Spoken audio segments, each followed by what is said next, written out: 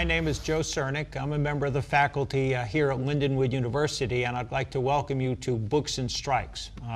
Books and Strikes is a show where we discuss everything baseball. Usually more than half the shows are books about baseball. Today we're sort of talking about a book, but you can't easily buy it. It's actually a doctorate dissertation. This is Eric Click. Eric is a former student of mine, both at the undergraduate and graduate level for his BA and his MBA here at Lindenwood.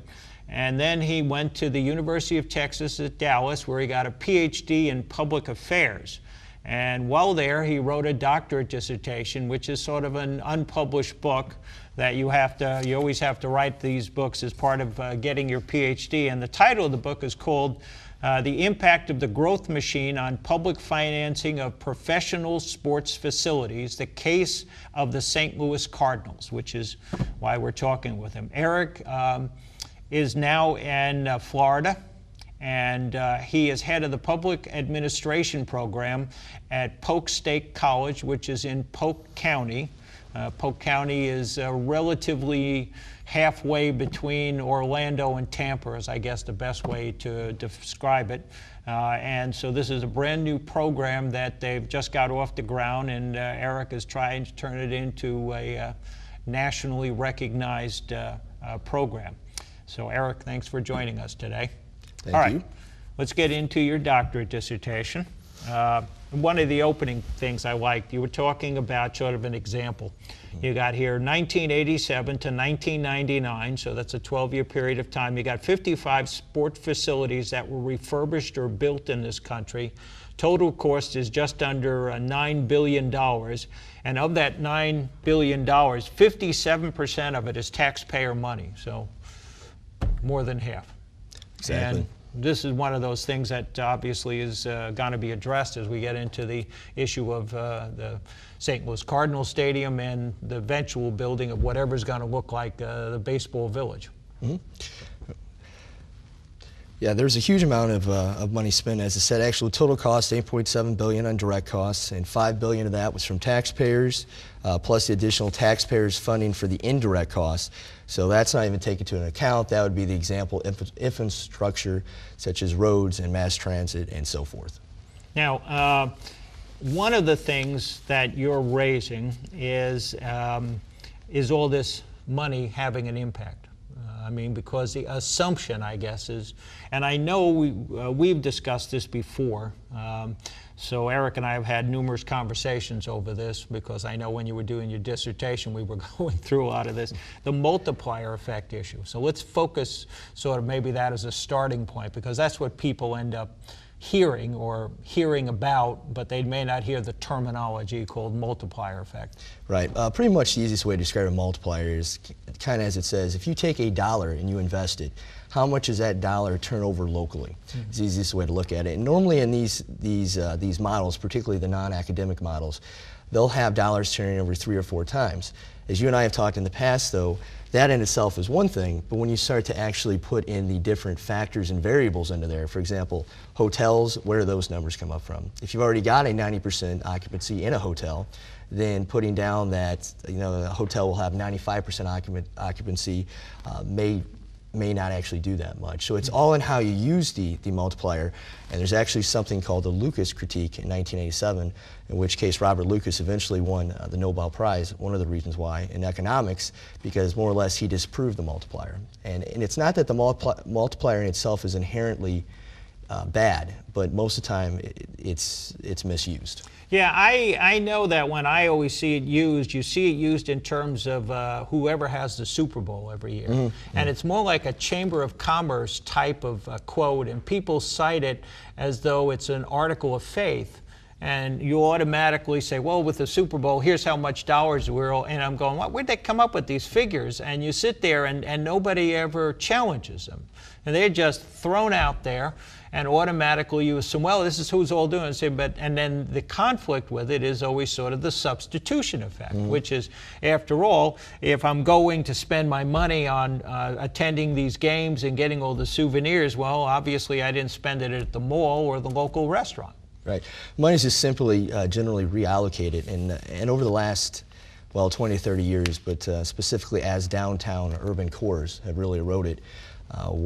What teams have liked to do and what cities have liked to combine with teams for is bringing cities back into the downtown urban cores, and what you essentially have there is something called gentrification, which is when you just move poor people or things you just really don't like to see within the city someplace else. So what do? You reallocate wealth into that particular portion of the city, but you actually just move the poverty to another section of the city. And you see that a lot in St. Louis, particularly with their history of poverty. Now, let's get into, because I'm sure this is what people want to hear about, is the lead up to building the new Busch Stadium and wherever the ballpark village is or is not going, because right now it's just looking like a big empty non-parking lot. Like I don't even know if you've got to qualify for that at this stage. So you end up having the Cardinals. They open up their new stadium in 2006. So the stadium runs roughly about $400 million to build, and more or less somewhere upwards of about 25% of the money is public money. So take the story from there. Well, more or less what happened with the Cardinals was in around 1997, Mark Lamping, who was then the president of the Cardinals, coming off of the new ownership, which came in '94, and as some of you may remember, bought out from Anheuser-Busch. At that time, Anheuser-Busch, after Gussie died, his son wasn't really interested in continuing to have the baseball team. So actually the Cardinals ownership, who was led by Bill DeWitt Jr., actually got the Cardinals at a net value of something that needs to be talked about at $49 million, because they actually bought the team for $150 million, but they also got some land and parking garages adjacent to the stadium. They sold those, so they actually netted the Cardinal at $49 million. So before you even actually go in to the legislation, you need to kind of understand that the Cardinals were some people would say, playing with house money before the stadium was even built. So in 1997, Mark Lamping proposed it. Not much happened until 2001, 2002. Around that time frame, the legislative body in Jeff City eventually said, we're not willing, we don't have enough support to actually build the stadium. So what the Cardinals did, and also Bob Holden at the time, and Joe Driscoll, who was running, Bob Holden was the governor, Joe Driscoll was the person who ran the Missouri Development Finance Board, also the Department of Economic Development in Missouri, said, we're going to kind of do this through the back channels. And so what ended up happening was a package was put together between Mayor Slay, Bob Holden, and Joe Driscoll that was between the Missouri Development Finance Board, they passed resolutions, and then also between the St. Louis Board of Aldermen, which eventually led to, without ever having a public vote, the stadium financing for the Cardinals in 2006, which, when the stadium was built in 2006, which, like I said, ended up being about $400 million, and based upon how you look at it, the Cardinals will say that it's more of about 10 or 12% because they'll only take the $45 million loan into account, but they don't take into how much it costs to retire the loans, also the infrastructure that was put into place, and the tax credits and so forth. So yeah. The multiplier, as it goes back to everything else too, is it's a fairly complex topic. So what happens is it's a little confusing, and because you only have, as we often talk about, maybe a minute or two on a soundbite, it's real easy to dumb down the complexity, but in reality it's a very complex topic, and also when people generally talk about that, they take that into account when they're selling the stadium. I remember having a conversation with Mark Lampkin. I think it has to be around 2000, 2001. And I know that he was saying they did a study, a survey of people at the stadium and asked them stuff like, what did you like about being in the old Busch Stadium? This is back when they were using previous Busch Stadium. And he says nobody was identifying the facility. Everybody would say, I remember coming here and it was 1 year after my wedding, or I remember coming here to my daughter's 10th birthday party, and they remember those things. But when you asked them, well, what about the stadium facility itself? What do you think about it? It was like nothing stood out.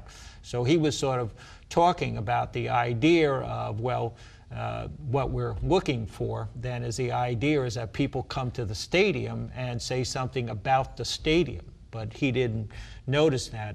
So I thought that was interesting, the way they were sort of trying to get a sense of what people were seeing or not seeing. Yeah, that's the particular Busch Stadium we're talking about. The previous Busch was built in '66, and it was one of the first cookie cutter stadiums, as they called it.